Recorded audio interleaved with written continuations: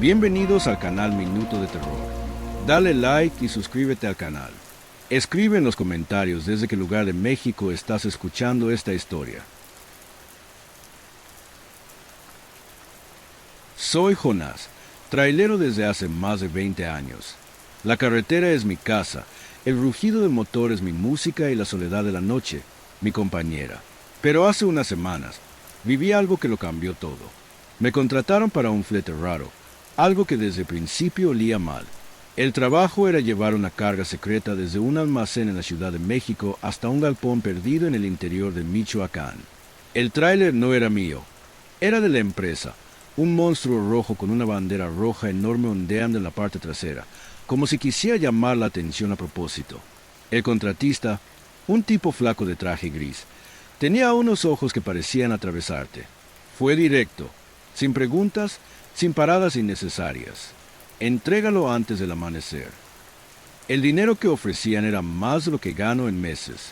No podía decir que no. Tomé las llaves, revisé el tráiler de la empresa y salí a la carretera. Era la 1 de la mañana cuando arranqué. La carretera estaba desierta, solo el asfalto brillando bajo los faros y el silencio pesado de la noche. El compartimento de carga estaba sellado con candados reforzados, como si guardara un secreto que no debía escapar. Al principio, todo iba bien. Solo yo, la carretera y el zumbido del motor. Pero, unas 2 horas después, algo rompió el silencio. Un ruido sordo, desde el compartimento de carga. Parecía un golpe ligero, como si algo se hubiera soltado. Bajé la velocidad, tratando de escuchar mejor. No era el sonido de una carga mal amarrada. Era rítmico, insistente, como si alguien estuviera golpeando a propósito. El estómago se me heló. Paré en el acotamiento, con el corazón a 1000. Bajé del tráiler, el aire frío de la madrugada cortándome la piel. Revisé el sello, intacto, sin señales de que lo hubieran tocado. Pero los golpes seguían, ahora más claros.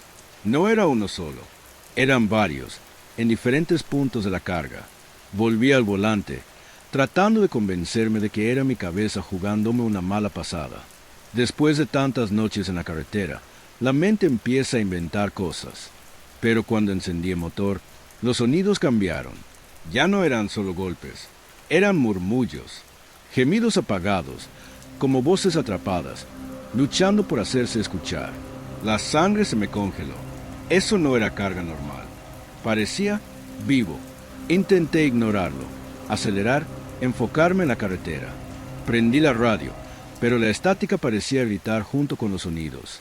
Miré por el retrovisor, y todo lo que veía era la oscuridad y esa bandera roja ondeando, como burlándose de mí. Mi cabeza daba vueltas con posibilidades. ¿Y si eran personas ahí dentro? ¿Encerradas? ¿Traficadas? Mi instinto me pedía abrir el compartimento, pero el miedo me paralizaba. Si rompía el sello, ¿qué haría la empresa conmigo? ¿Y si era algo peor de lo que imaginaba?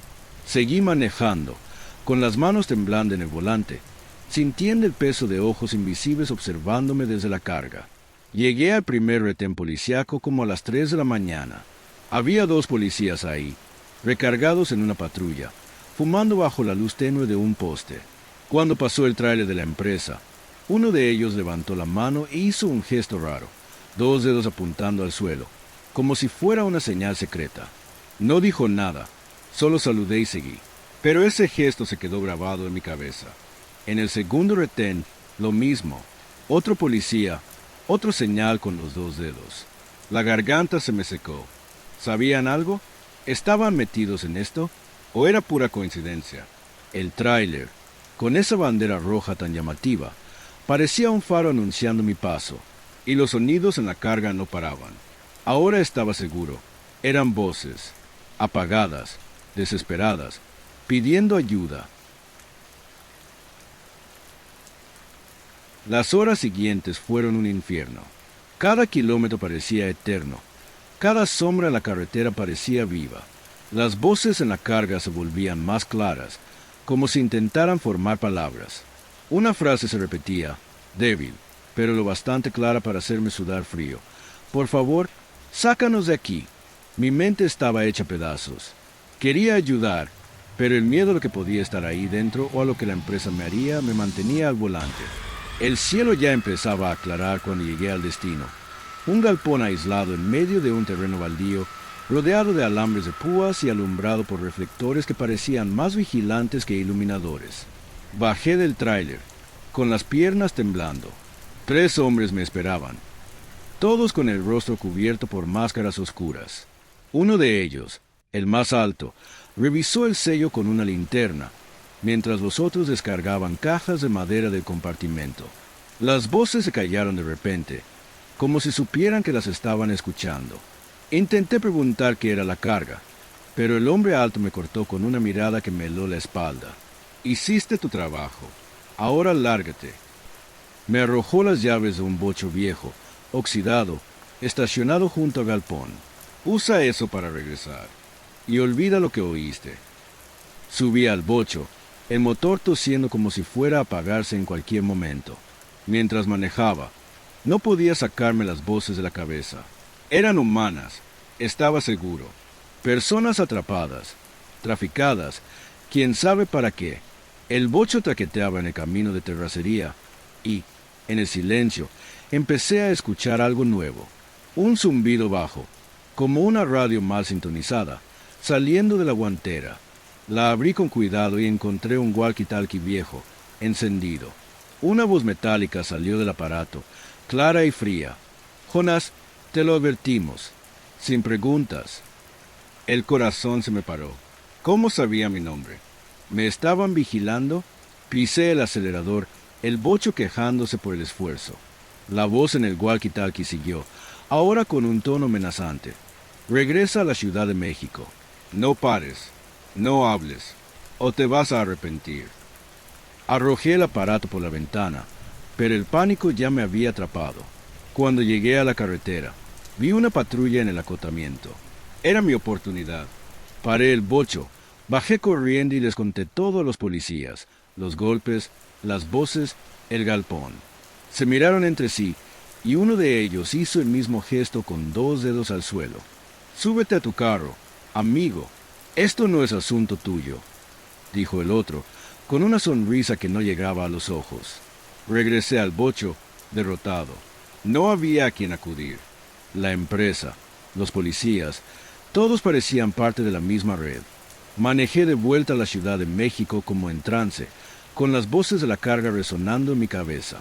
Cuando llegué, el tráiler ya había desaparecido.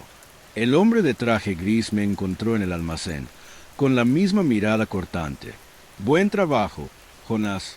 Te llamaremos de nuevo. Me dio un sobre con el pago y se dio la vuelta. Hoy, semanas después, no puedo dormir. Las voces todavía me persiguen. Intenté investigar, pero el galpón en Michoacán no aparece en ningún mapa y la empresa que me contrató parece nunca haber existido. A veces, en el silencio de la noche, escucho golpes en la puerta de mi cuarto, suaves, rítmicos, como los de la carga. Sé que no puedo contarle esto a nadie. ¿Quién me creería? Pero ya no puedo manejar. La carretera, que era mi casa, ahora es una pesadilla.